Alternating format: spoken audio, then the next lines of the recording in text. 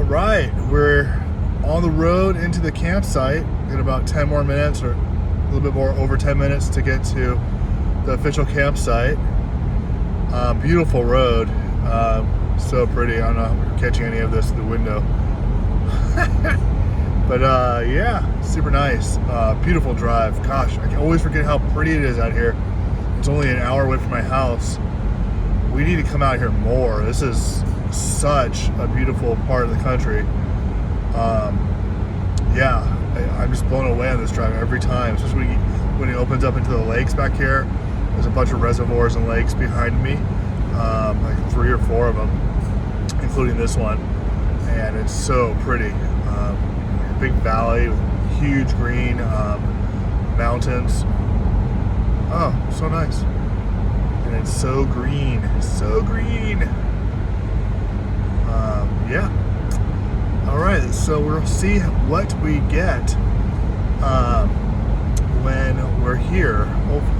It is a weekend. I mean, this is Friday night. We'll see if it's full. It's supposed to be a pretty light use.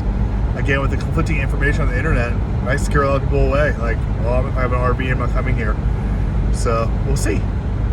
And there's dispersed camping further down the road. There's a place called, I think, Kalama Horse Camp, I think is what it's called. There's dispersed camping on the road out there. I've been out there before with my old CRV, my old Honda, and we did a little off-roading and exploring back there.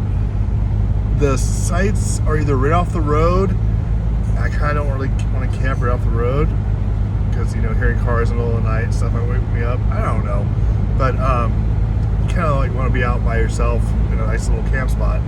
Camping on the side of the road is always kind of like not very attractive to me. I know there's some times where you have no choice, you just do it. But yeah, we'll see. Sun is going down pretty quick on me here. It's getting pretty dark. I think I have another hour of daylight. I think sunsets at, actually I think sunsets at 8. But when you're in the valley, you know how when you're in a valley, it gets darker faster because the sun, you know, obviously you can't get light over the mountains. So I might only have about an hour left of daylight. Hopefully that'll be enough because I think I'll be in the campsite here real quick. About towing with the Highlander. I'm not gonna say I don't like it yet. It's just there's always feelings of inadequacy. You know, you want to be macho and have a big strong truck, and there's all that. I know that's basically gobbledygook. It's doing it. I feel safe. It's driving safe. I'm in control. It's not struggling. The motor is strong enough to pull it, but it is squatting a little bit now. I don't know if it's because I have more stuff in the trunk of the Highlander and I'm carrying water in the camper now. Water is so dang heavy, so that's part of it probably. The water weight. It is squatting a little bit, and it's always embarrassing because then it's like, well, do people think I'm overloaded if it's squatting a little bit? You know, even with a weight distribution hitch. You know, what do people think? I'm a little insecure. I like it not to squat, just so aesthetically it looks like it can handle it. You put weight on anything, even trucks squat when you put weight on them, especially in the very back where the tongue is. So maybe I should get good over it probably. Do a little bit more towing with it, get more comfortable with it, and just get over myself, stop being so vain and insecure. I love seeing the vintage photos of people pulling huge trailers with old station wagons. I mean, I know those cars were different. They were steel frames and V8s, and yeah, cars weren't the same. But still, they were towing huge trailers with cars back in the old days. That was normal. Not everybody had pickup trucks. Pickup trucks weren't even a thing. So, I don't know. The towing culture in the United States is interesting. It's very hyper-conservative, and it's all about, you know, huge trucks that are super uber capable, and in my mind, over compensating for something else. do it safely and you're within the law, legally, you feel comfortable, who cares if you're towing with the car? Anyway, physics, right? It's physics. And I guess people would argue that physics says trucks are better at towing. Okay, sure, they're better, but I'm not arguing that they're better. But do you need the best to do the job? Yeah. Anyway, it's pretty kind of bumpy. So bumps. Ugh. Ugh. Roads a little, somewhat bumpy, not bad. I had a lowered Datsun pickup truck. I actually mentioned in my last video. It was like 2 inches off the ground, slammed, 1972 pickup truck, and I drove it out here once, and people were looking at me like I was crazy. This road was a little, you had to pay attention, but I don't think I bottomed out on anything. So I could drive that out here. I could definitely drive this stuff out here. The lowest points on the trailer, I believe, are the hitch and the sewage drainage pipes in the back. I think that's the lowest points. So you definitely don't want to break those off. That would be a hot mess express. A lot of PVC pipe ripping out. Yeah, this trailer actually has a little bit of clearance besides that one pipe, which is dangerous because then you think, well, it should be fine, but then it is until that pipe. So I guess you gotta measure from the lowest point, right? All right. Turn the heater on. The temperature dipped on me. It's getting dropped down to 58 from 72, I think today was the high. It's getting a little chilly. I actually brought shoes this time. I brought 2 pairs of shoes to make up for the last time I went camping with my slippers. Oh my gosh, it was freezing. One thing I did notice is for losing a little bit of weight, I get cold easier, which is awesome. I like it. I like it a lot better than being hot all the time and sweaty. I'm probably going to be still a sweaty pig this summer. I'm not that skinny. I'm not skinny at all. But yeah, I enjoy being colder. But I have my shoes. I actually brought my waterproof sneakers, and I have some slip-ons, like look like prison shoes. That's what I call them. I call my Walmart prison shoes. Yeah. Some clear cutting sections. That always looks pretty ugly when you see that. But I'm sure they're required to replant when they're done, I think nature does always find a way, doesn't it? I mean, eventually trees will grow back there again. But clear cutting is a little ugly. And technically, I don't even know if clear cutting is the right term. That might even be illegal these days. That would be an old-fashioned term. Yeah, when you see the whole hillside gray and stumpy, and just a bunch of tangles and deadfall. Not the prettiest, but I am always impressed how fast the forest does grow back and mend itself after we scar it up a little bit to get resources out of it. Sure, we log a lot less than we used to out here. I have a funny feeling after World War II, things were pretty busy out here. Could be wrong, but just a guess. Alright, we should be getting up on it pretty soon here. Dips off to the left. Then you're in the campsite proper. And I'll be looking for a spot that's big enough for this thing. It's going to be challenging backing it up without a helper, without my bride to help me. I told her I'd be very careful, take my time.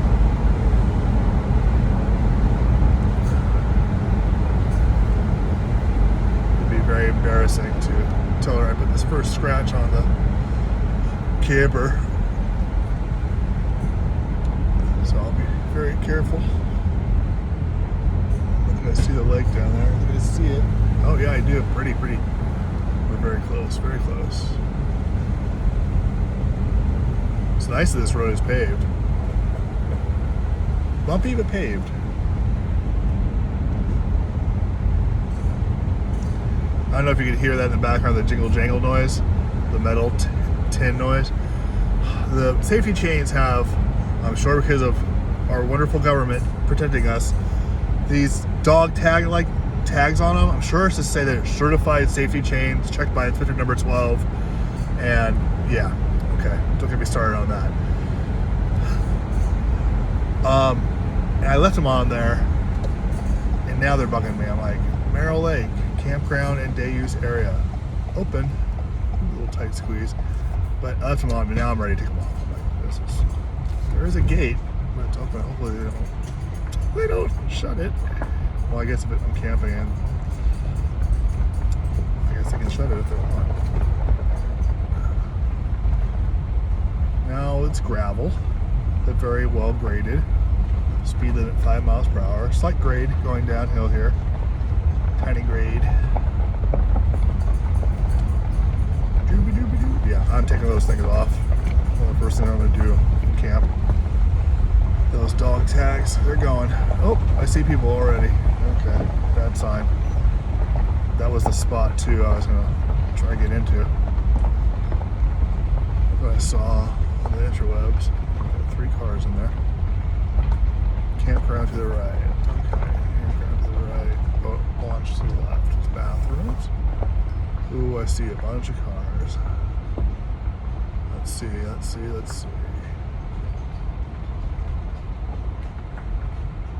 a tenty spot. One way. Oh, I see how it works. That way. Tenty spot. Okay, so the one spot, it looks like it's good for campers. Yeah, 3 pickup trucks in. So that's unfortunate. It's a parking lot. Can I just park in the parking lot? Will anybody give me a hard time? Maybe I'll just do that. Okay, this truck is parked on the side here. That's not convenient. At least he's unloading. It's understandable.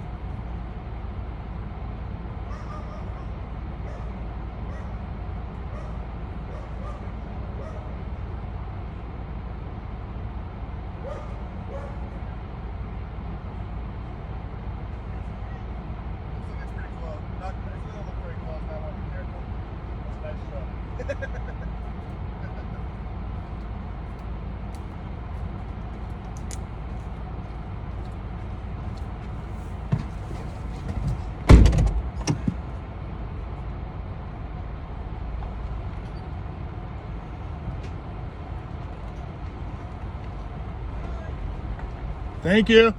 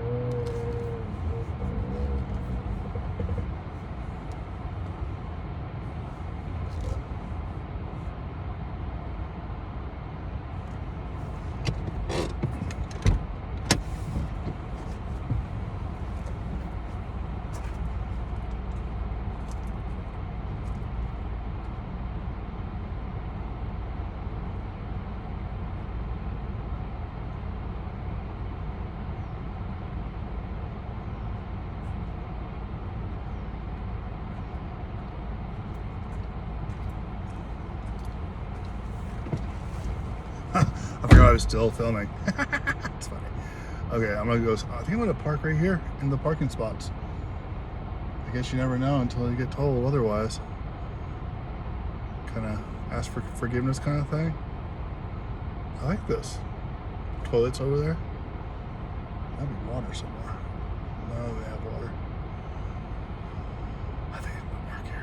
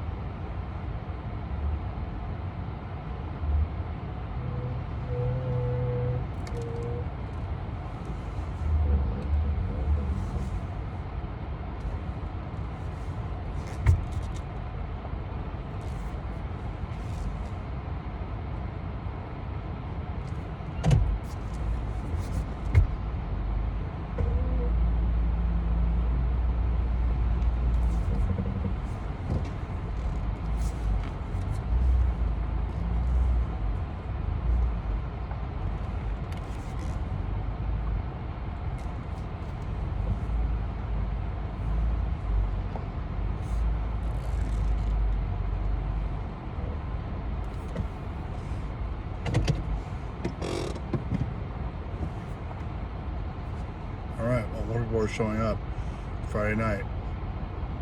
See how this goes. See if I can get away with this. I'm gonna start setting up, see if anybody says anything.